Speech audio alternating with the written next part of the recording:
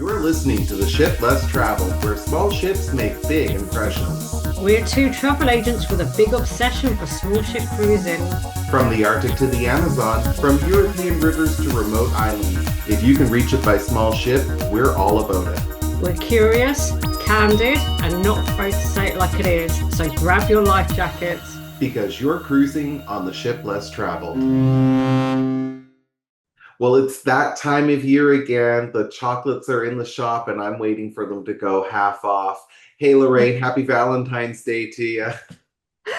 Happy Valentine's Day for you. I've still got chocolate around from Christmas, you know. I can't keep up. I'm I trying to be know. healthy. Well, and they already have the Easter candies in the store as well to tempt us all. So chocolate, chocolate everywhere. But here's something sweet for your ears, everybody. It's another episode of The Ship Less Traveled. My name's Dave Wentworth with DestinationWhatever.com, and I'm coming to you from Newfoundland, Canada. And I'm Lorraine McCowell with BespokeCruiseHolidays.co.uk, and I'm coming to you from the UK, from England to be precise. Absolutely. And I know sometimes, especially when I'm talking to people in the UK, talking to Europeans, they're always saying that, your cultures are getting invaded by our festivals, whether it's Halloween or Valentine's Day. Would you say that you've seen Valentine's Day become more of a thing over there over the years? Oh, everything has, we seem to get everything from your neck of the woods. And some of it isn't, great, like the fast food joints that we have. I won't name any, but you know what I mean. Right, Um, right, right, right. but some of the holidays are kind of fun. I mean, it's all really over commercialized, obviously. It's just so that, the card shops can sell more cards and the chocolatiers can sell more chocolate. But some of it's fun. Absolutely. And who are we kidding? Maybe the travel agent wants to sell a few cruises to people wanting to buy something for their lover. Why not get a cruise for your sweetheart this year? We can certainly help you with that. But you know that already. We're here to help you with cruises year round because we love cruises. And so I thought today what we could talk about is, lovely moments that we've had on cruises, memorable moments, things like that. So, let's start at the very beginning. Lorraine, when did you realize that you were in love with cruises? Oh. I never really even had to go on one before I fell in love with them. Back in the day, early 90s, um, when I was a young travel agent. My colleague got a free trip on the QE2 actually. Oh, yeah. Um, and thereafter she became our shop cruise specialist. And I was so jealous. I was so, I wanted to go on the QE2. I wanted to be the cruise specialist. I didn't even really know a lot about them. I just knew I wanted to go on one, and that's what I wanted to do. And she wore the badge, Jessica, cruise specialist. I wanted that badge. I You wonder if know, Jessica's listening to this today. If you're she out there, might hey. well be, and I love you, Jessica. From our Alec Bristow travel days. But it gave you some lust, some desire to be that person.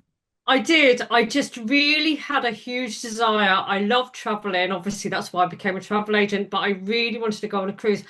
And I didn't actually get to go on my first cruise, Dave, until I moved to Canada. And I started working for Cruise Holidays in spring 2008. And my lovely boss, Kerry, who I love also, um, offered to put me on my first cruise so that I could actually be the cruise specialist and talk about these cruises. Right You on. have to experience them to be able to sell them. So yeah, she got me on my first cruise, Royal Caribbean, down the Mexican Riviera, out of San Diego, and I just knew it was everything I knew it was going to be and more. I just loved every moment of that cruise, everything. There That was set it nothing in I didn't motion. like. Yeah. It just literally, that was it. I just, Oh, I, my husband never wanted to go on a cruise because he just didn't like the fear of being stuck on a ship, which is a lot of misconceptions people have. And I booked him. I just thought, nah, this isn't going to happen. You're going on a cruise. um, I booked our family celebrity out of New Jersey to Bermuda, so it was actually docked in Bermuda for 3 days. Oh, nice. And do you know what? He came back and he's like, let's never not go on a cruise again. He He was was sold. converted. He was sold. And I'm like, yes, this is my life. So so yeah, that's kind of how cruising began for me. How about you, Interesting. Dave? Well, I definitely identify with misconceptions because my academic background in tourism. I had read article after article that painted cruising as a whole in a very negative light, and a lot of it about environmental issues or economic issues. Basically abusing these ports of call and not leaving a positive impact, not treating their staff well, dumping gray water, all of these negative things. I could talk about that. I could do a whole podcast on that because I was so exposed to that in academia. So that when I Yeah. got into travel, I was working for an adventure focused agency. And so again, it was all on the land. So we didn't touch cruising at all. We were there for safaris and rail journeys and things like that. And so cruising, I would spend a lot of time in my beginning, I'd say 7, 8 years in the travel industry, still thinking that cruising was just negative and we should all just be touring and we should never cruise. I can't believe I'm here saying that, but to be honest, that's where my head was at. And then when I started my own business and I went into the community, and people started asking me about cruising. And I started to learn more about cruising. And I started to meet with suppliers and I started to undergo the training. And it was almost like becoming a travel agent again. I became so good in touring and safari and exotic and all of that. But I needed to learn about cruising. And then, of Yeah. course, I needed to go on a cruise. And so my very first cruise I was with Star Clipper, and it was Wow, what from an amazing first cruise. and so it was, and it was from Athens to Malta, and I knew somebody in the industry who was working with Star Clipper. She was the travel agent support person, so she said, "Look, I'm putting together a fam, and I would like you on it, and it's time that you need to cruise."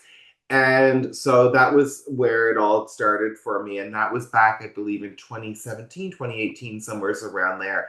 And that just basically took under the highlighter and just highlighted, yes, cruising is good.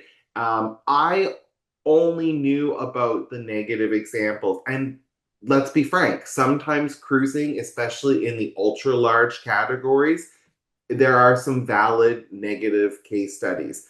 But what I realized with Star Clipper and how I developed my niche, I guess, for small ship cruising was that small ship cruising can be really appropriately done. It can be done in ways that support the environment, and it can take us out to these ecosystems that I'd only dreamed about in a way that my heart doesn't have to feel bad that I'm leaving behind an awful environmental footprint or that the staff isn't being paid well behind the scenes, things like that. So I think it was really Yeah, important that my first trip was with Star Clippers because for me, I was headed to the world of small ship cruising. That's what I love. you were sold on that. Yeah. I really And was. Yeah. I mean, obviously, my first couple of cruises were on larger larger ships. Not like they are now with these mega ships. Between 5 and 7,500 people. I mean, that's just nuts. But fantastic, but nuts. Um, but in since doing a couple of river cruises, and my husband and I then tried ocean cruising on a smaller ship on Azamara with like 700 people. That Mm, really was my turnaround to small ship cruising. I could see, as you did, the difference they make environmentally towards their staff. These staff members are actually paid a wage. They don't ask for extra gratuities and they don't expect it because they're paid fairly already. They're treated really well. And after COVID, straight after COVID, we went on our first Azamara cruise, and the cruise line, 99% of their staff went back after 2 years after COVID. And that is huge. That just says everything you need to know about the cruise line and how well they treat their staff when basically most of their staff and crew headed back after 2 years of nothing. Um, and just everything about small ship cruising is 100% turnaround from what the large ship cruising is. And my husband and I both agreed that we don't want to go back on the large ships. We loved them. They were great for us at the time. We're now older and need to chill out more when we go on holiday. We don't need all the bells and whistles that they have on these Right. large ships. We just go relax. And that's what holiday is all about for us now. So the small ships is where it's at. You're seeking different things. And I think cruising for me, I really identify with that small ship cruising because I was so into land focused travel for so long that I checked off a lot of my bucket list things that I wanted to do on the land. And then when I started looking at my bucket list, and particularly during COVID, as we were all patiently waiting to start traveling again, I realized a Or lot of my bucket impatiently. list was marine and it needed water to get me to these places, to the Marquesas, to Antarctica, so on and so forth. And Yeah. so again, like another reason why I've been really just so focused on the small ships, and nothing against the larger ships. I try not to get hung up on that because I recognize that it's a preference for a lot of people, but I Oh, don't even yeah. live in a town of 5,000 people, so I don't need to be on a ship of 5,000 people. What I say is there's a cruise line for everybody. Totally. I don't sell cruises for everybody. I Totally. work with people who want to experience genuine, immersive travel, and want to experience fine dining and, All of um, it. amazing service and everything. Just, yeah, as you said, all of it. You And want the as you whole said, there's a lid holiday for every. experience, Oh, sorry, go ahead. the whole small ship experience. Yeah, there's a lid for every pot out there. And again, that's where we come in. But look, I have one more question I think we should unpackage in today's Valentine's Day episode. I feel like I should have had a box of chocolates here. Who am I, Forrest Oh, Gump? I've Yeah, got the red jumper. yeah. That's as far as I go. Yeah, I'm Just not as getting quick. I'm not getting a chocolate on my pillow. I'm not getting a turn down here. But anyway, Oh, the question is, what is there an experience where you felt a romantic vibe or something special, something lovely on a cruise that you can share with our audience? I thought that might be nice for us to talk about some personal moments. oh, do you know what? Star Clipper for me when my husband and I went on Royal Clipper last year, Yeah. and you're up on deck with a glass of bubbly and they hoist the sails all Oh, manually and the music is playing and it I'm going goosebumpy now just thinking about it. It's really magical. yeah. I can't even, there's no words. It's just a truly magical experience that I think you need to experience at least once. Get on a Star Clipper ship, get on those sailing ships because they are magical. They really are. It's a great way to travel, a great way to hit the waves. Oh yes, that atmosphere. Because again, I think of my Star Clipper, that sail away. Talk about a way to like make my debut, darling, into the world of small ship Oh, cruising. But you got to yes. experience that with your partner, so that must have been lovely. It's truly magical. And these small ships already offer, you can have a beautiful stateroom with a beautiful balcony and just spend quality time with your partner. Yeah. And one thing actually, I will actually say, On the last Azamara cruise I was on, we were on that thing for what, 9 nights or something. And on the last night, we were just walking around the ship, enjoying our last night on board. And we discovered that we'd literally never seen before.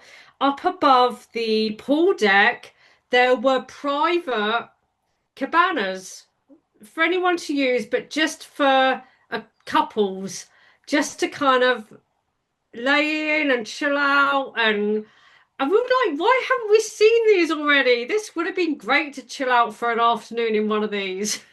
Honestly, again, all those people that say there's not enough to do on a small ship cruise, here you are on day 9 still finding things to do in nooks and crannies, right? So, yeah. That was it. It's like, how did we not see these for 9 days? That's crazy. My partner hates being on the water, hates sailing. We live in Newfoundland. It's even difficult to do the ferry getting on and off this island. So I don't know if I'll ever cruise with my partner, but I can still experience love and romance when I cruise, even when I'm with my friends, even with my guy friends. I hope you're comfortable with me saying that, dudes.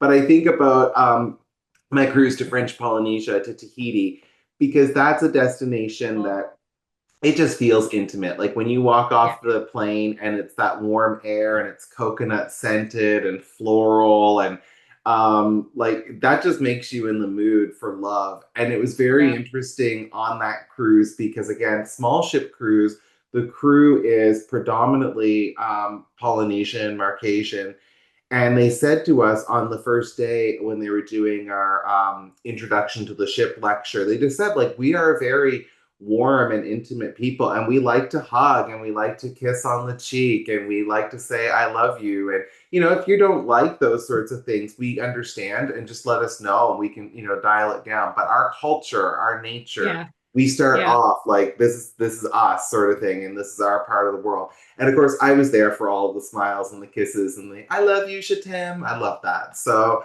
every day I was out there, my heart was just beating like that. So Who needs a partner when you've got loving people surrounding you? absolutely. Well, Liza Minnelli said that you don't need to fall in love with a person, that it can be an inanimate object. Or for me, it was a destination. I fell in love with Tahiti. I would marry Tahiti if that type of marriage was allowed. So, so many ways that we can experience love. I just love this podcast and I love this topic today. So, as we Too. wrap up with Valentine's Day, maybe you don't want to get the box of chocolates. I don't want a box of chocolates. I want a cruise for Valentine's. What about you, Lorraine? Oh, get me on a ship. Just Yeah, get me on a ship. I don't even care where it's going. I just want to be on a ship and be looked after and loved and spoiled and not have to lift a finger, do anything. absolutely.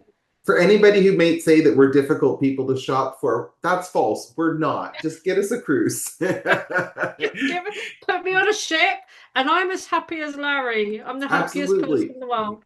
Absolutely. And the best way to get your cruise is to, of course, book it with a travel agent always. If you are listening to the podcast and you're in North America, I'm located in Canada and I can help you out. My name is Dave Wentworth and my website is destinationwhatever.com. And I'm Lorraine McCowart, based in England, but work with people all over the UK. And I'm at bespokecruiseholidays.co.uk. Come and see the ships I work with on my website. Absolutely. We would just love that. So happy Valentine's Day, everybody. Happy Much Valentine's Day. love. Love you, Dave. I love you too. I love our audience. We love you to share us with your cruise loving friends, and we'd love to see you the next time. Bye for now, everybody. Yeah. Bye. Bye. That's it for today's voyage on the ship less traveled. Stay connected, follow our Facebook group, and share the podcast with your cruise loving friends. For listeners in the UK, you can find me at bespokecruiseholidays.co.uk. And for listeners on my side of the pond, I'm destinationwhatever.com. We're passionate about small ship cruising and we're not afraid to make some waves. So join us next time on the ship less traveled.